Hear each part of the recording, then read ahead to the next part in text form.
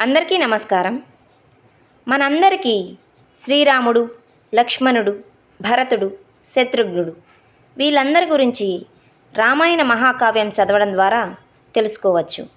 కానీ చాలామందికి తెలియని ఒక ఆశ్చర్యకరమైన విషయం ఏమిటంటే శ్రీరాముడికి ఒక అక్క కూడా ఉంది అని. ఆమె పేరే శాంతాదేవి. అసలు ఈ శాంతాదేవి ఎవరు? ఎందుకు ఆమె పేరు రామాయణంలో ఎక్కువగా వినిపించదు? శ్రీరామ జన్మకు ఆమె ఎలా కారణమైంది? మహర్షి ఋష్యశృంగుడితో ఆమె వివాహం వెనుక ఉన్న అసలు రహస్యం ఏమిటి? ఇలాంటి ఎన్నో ఆసక్తికర విషయాలను ఈ వీడియోలో మనం తెలుసుకుందాం. తెలుసుకోబోయే ముందు మన ఛానల్ను కొత్తగా ఎవరైనా చూస్తున్నట్లయితే వెంటనే ఈ వీడియోను లైక్ చేసి మన ఛానల్ను సబ్స్క్రైబ్ చేసుకోండి. ఇక ఆలస్యం చేయకుండా వీడియోని ప్రారంభిద్దాం.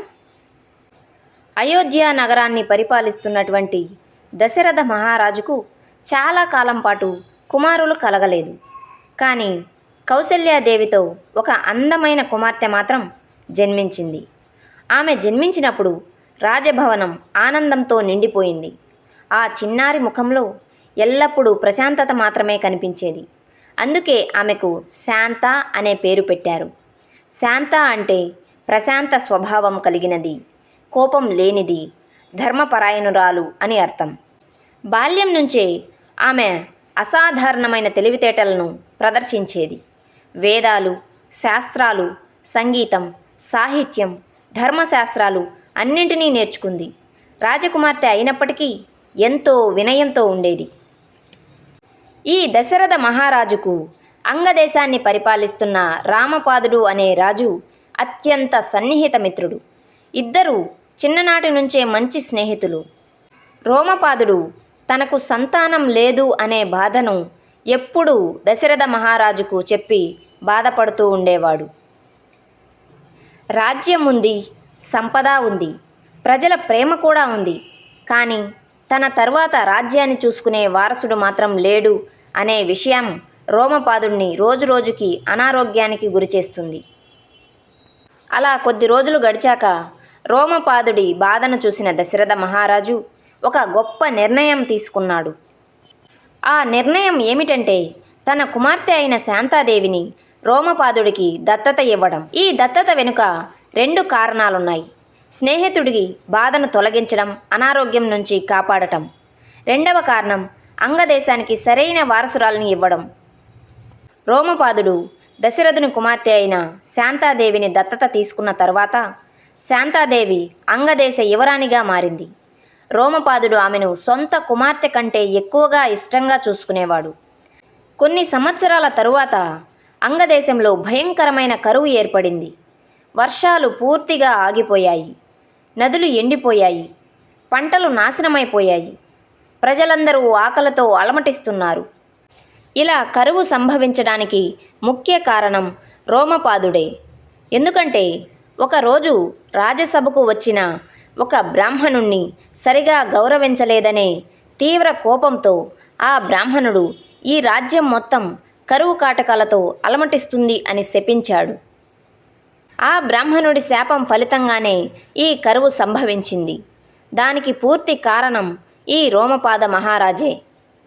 తాను చేసిన పనికి ఎంతో పశ్చాత్తాపపడుతూ మహర్షులందరినీ పిలిపించి సరైన పరిష్కార మార్గాన్ని చూపించమని రోమపాద మహారాజు వేడుకున్నాడు.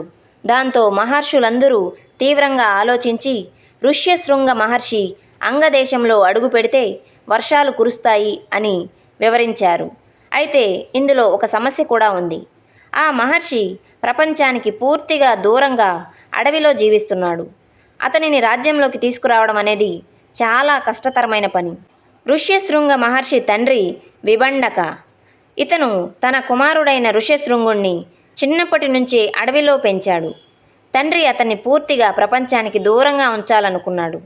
అతను రాజ్యాలు చూడలేదు, పట్టణాలు చూడలేదు, స్త్రీలను కూడా ఎప్పుడూ చూడలేదు. కేవలం తపస్సు, వేద అధ్యయనం మాత్రమే చేశాడు. ఋష్యశృంగ మహర్షిని అంగదేశానికి తీసుకురావడం కోసం మహర్షులు, రోమపాదుడు కలిసి ఒక యుక్తిని పన్నారు. అదేమిటంటే ఆ అంగదేశ రాజ్యంలోని అందమైన యువతులందరూ అడవిలోకి వెళ్ళి వారందరూ తమ నృత్యం, సంగీతంతో ఆ ఋష్యశృంగ మహర్షిని మైమరిపింపజేసి అతన్ని తమ వెంట కరువుతో తాండవిస్తున్న అంగదేశానికి తీసుకురావాలని అనుకొని అడవిలోకి వెళ్ళారు. ఇంతవరకు అలాంటి వ్యక్తులను ఎప్పుడూ చూడని ఋష్యశృంగుడు వెంటనే ఆశ్చర్యపోయాడు.